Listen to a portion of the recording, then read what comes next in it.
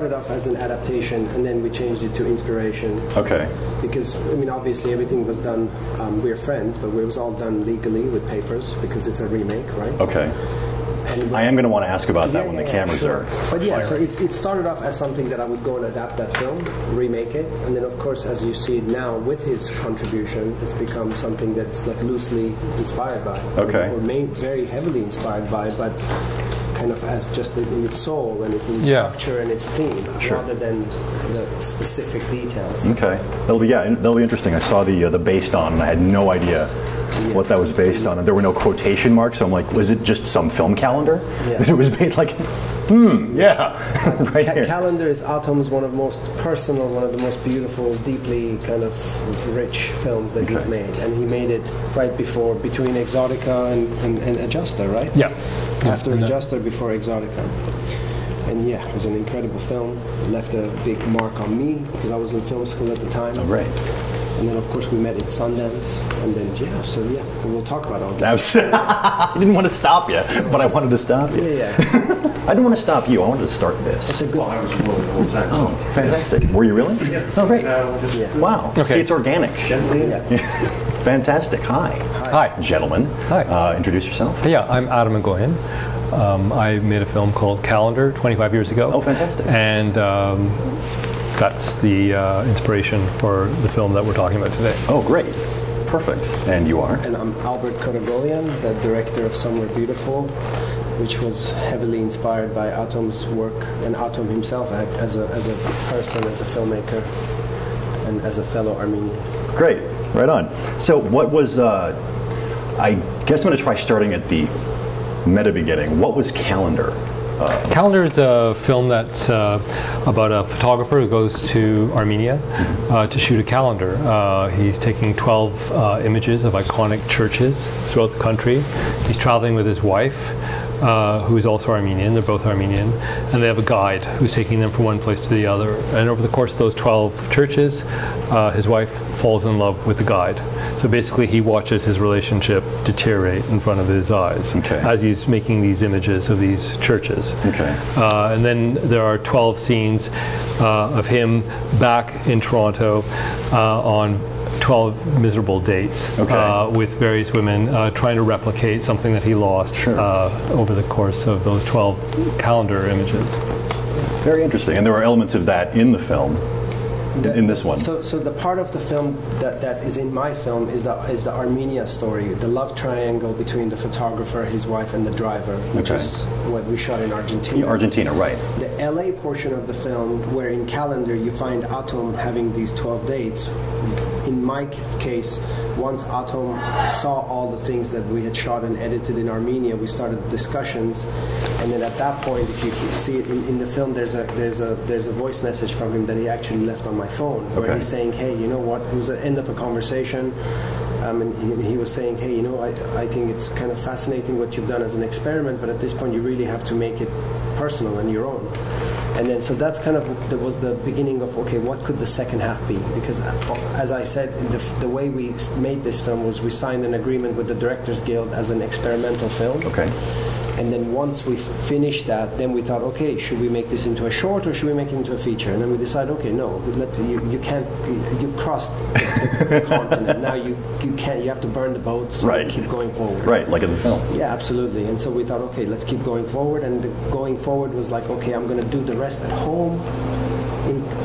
This is, you know, like in Los Angeles where I lived and I worked, and then of course we made a lot of the elements from the film are like things that I do in my, you know, day-to-day life, you know, playing ping pong, taking pictures, making movies, raising a daughter, working with various creative teams, BSing with them, working with multiple levels of creative people, you know, in music, arts, yes.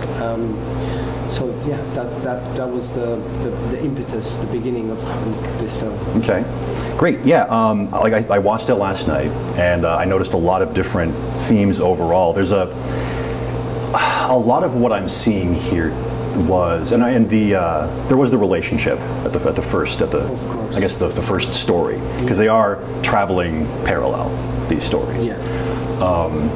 In the first one and the second one, there's sort of the personal cost of creativity. Yes. Where one is creating from one's soul, but then one neglects one's relationships. Yes. Is that something that you intended to explore, or is that something that just sort of came out of the way? I think as any kind of creative person, like Atom talks about this, it's kind of the horror, like this nightmare that you don't want to ever be in that position. Yeah. But then, of course, you talk to any creative person, you realize that most of them who are trying to capture beauty and create something meaningful and deep, they pay a heavy price during making it. I don't even know why that's the general rule, but like the hardest things to make are the most rewarding to watch. The ones that are easy to make somehow never really match up to the rest. Right. And I don't think that's how it should be. Yeah.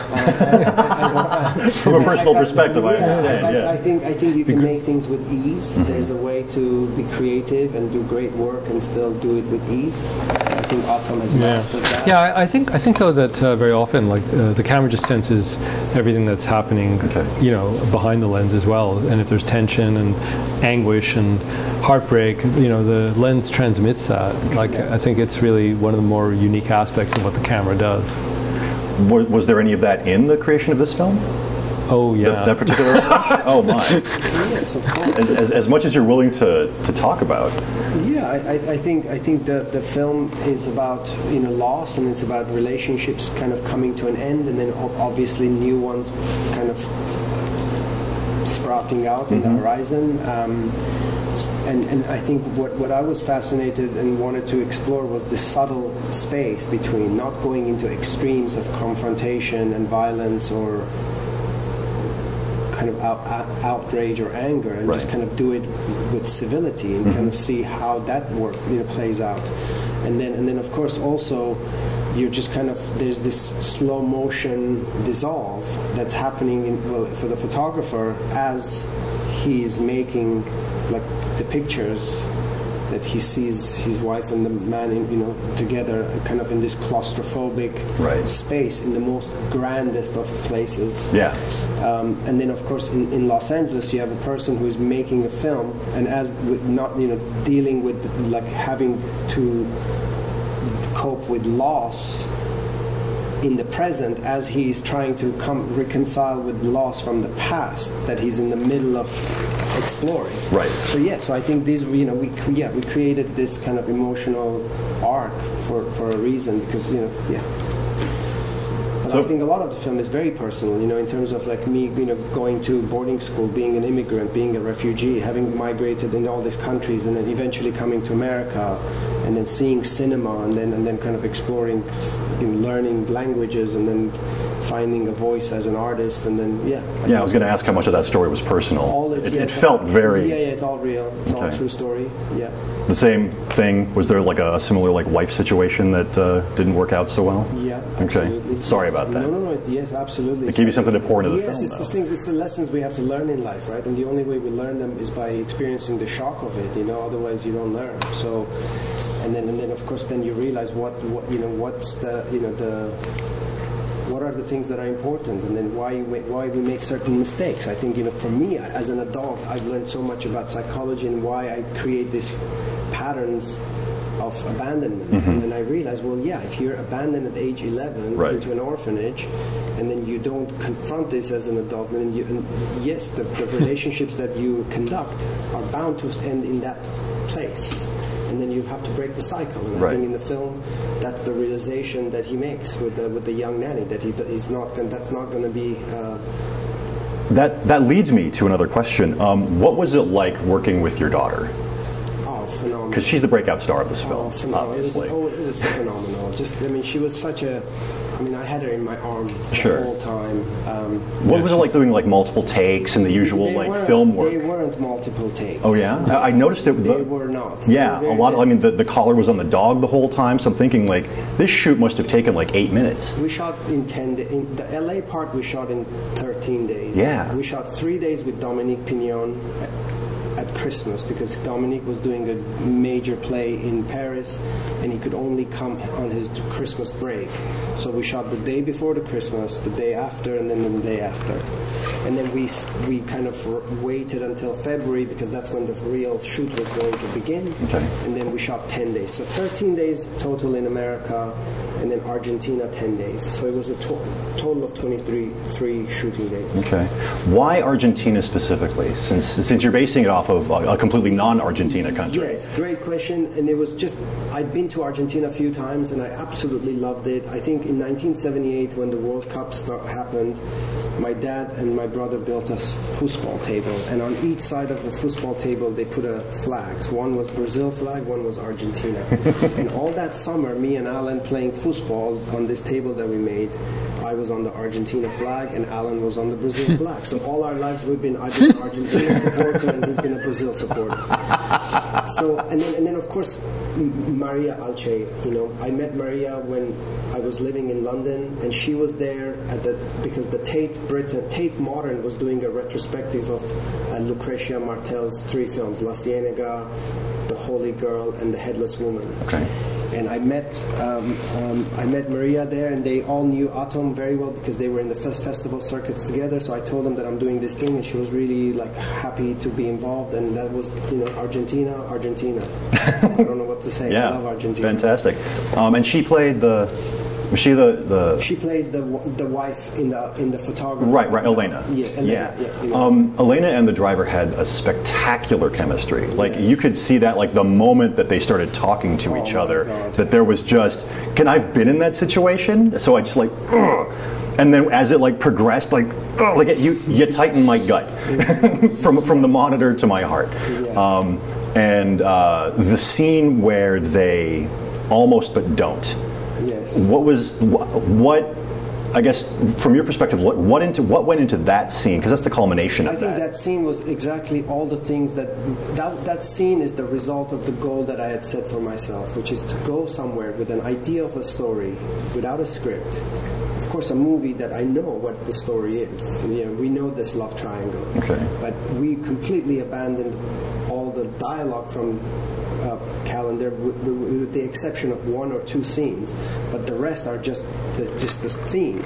Because in Calendar you have all these churches, and in Bariloche there are no churches. Right. The dialogue is all new, and then in Calendar the camera stays on a tripod from the point of view of the photographer who's taking the image. Sure. In my film, we abandoned that because I'm obsessed with the open road. Like, you know, you see my first short film, Moving On, it's many people in one car on the road. So I'm kind of obsessed with that theme of the open road and nature. So I kind of wanted to do it more like in A Knife in the Water, where you have this kind of love triangle in a claustrophobic space in the most amazing expanse. Yeah. And then, so yeah, that's how it all started. Okay. Was there, but for that particular scene? Oh yes, sorry. To answer your question, yes, I lost my train of thought. No, you framed the answer to your question perfectly.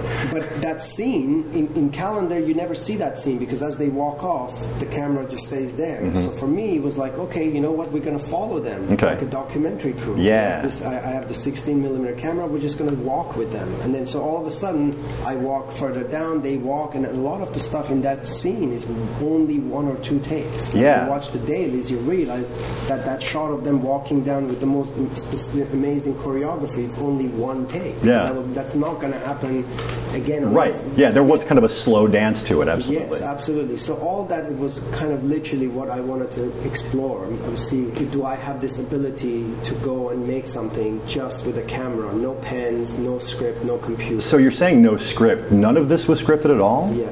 Well, no, Argentina was not scripted. Okay. Argentina, I would write something like on that scene at the end of the film. Mm-hmm. Like literally, every morning I would wake up and I would see the El Catedral, the highest mountain in Chile, Argentina, and I just wanted to shoot there. And everyone was saying, well, we can't go there. And then finally, on the last day, I said, guys, you know what? I want to shoot there. Can we just put the camera and the sound gear in backpacks and just hike there? And then we took 3 ski lifts. Okay. And then hiked 2 hours, and then until we were in Chile, because the Argentina side is private. Oh, okay. It's people go there as tourists. Okay. So we went in the Chile side and shot with no people, and that's the end of the movie. So yes, there was this kind of idea of like being free, being loose, not being over meditated, not having over meditated about what you're going to shoot. You're trying not to over process. Yes. You had like a vision basically. Yes. And let the actors fulfill that. Yes, and then you find the visual grammar as you make it. Sure. Wow. Sculpting in real time. Okay. Well, yeah. So only the Argentina stuff was non-scripted. LA was scripted. Okay. When we came back to LA, we edited the scenes over a year with Damian Clayton, amazing editor at Rock Paper Scissors, where they do a lot of David Fincher movies. And so he edited this over a year, and then of course I presented it to Atom, and then Atom started looking at the scenes, and then finally he had all the scenes but with like black sections in the middle. Okay. And then at that point is when the conversation went to about, okay, now you have to make this really yours, and really personal. And how do you do that? Yeah. So then that was the question that I had to go and fulfill. And then of course I started making scenes and cards, and then I brought in a writer named Jimmy Kelly from USC Film School, who had graduated and written some wonderful scripts. And then Jimmy and I wrote the second half before we shot it. Because there's a particular line that struck me when I watched it, your pants are buzzing, I think that means you need to take them off. I'm going to use that. Yeah. I'm going to absolutely use that. It's not going to work, and I'm going to blame you. I hope you're okay with that. Yeah. So how was it seeing what was sold to you as an adaptation of your film, and then seeing the changes, and then seeing like the finished product? Like, how did that make you feel, seeing like your baby from so many years ago being sort of mirrored again, but just different enough? Well, it was a totally fascinating process, and it's become like richer and richer as Albert has added more and more layers to it. So the initial version I saw is way different from what we're experiencing now, because I think he's just using that as a lifting pad. Like, he needed maybe to feel like he was adapting the film in order to give himself permission to tell the story. Sure. But once he's begun to tell the story, he's made it his own, and he's actually let the original film really filter away, which is as it should be. Right. So it's a very successful process, and really exciting for me just to see Albert grow as a filmmaker. I've known him for a very long time, and I've just seen this amazing growth as a visual stylist, as an artist, through the work he's done as a cinematographer. And this is a much more emotionally direct piece of work than mine was. Mine was, a more formal piece. I mean, it had its own emotional journey, but this one is, as Albert said, he's following the camera. I was keeping my camera very fixed, and his is very immediate. Sure. And I just think, just as a friend, it's really wonderful to see that record that he's made of himself at this point in his life. Excellent, excellent. I think that's pretty much it. That's all I've got. Cool. Thank you very much, gentlemen. Thank you. Appreciate it. Thanks.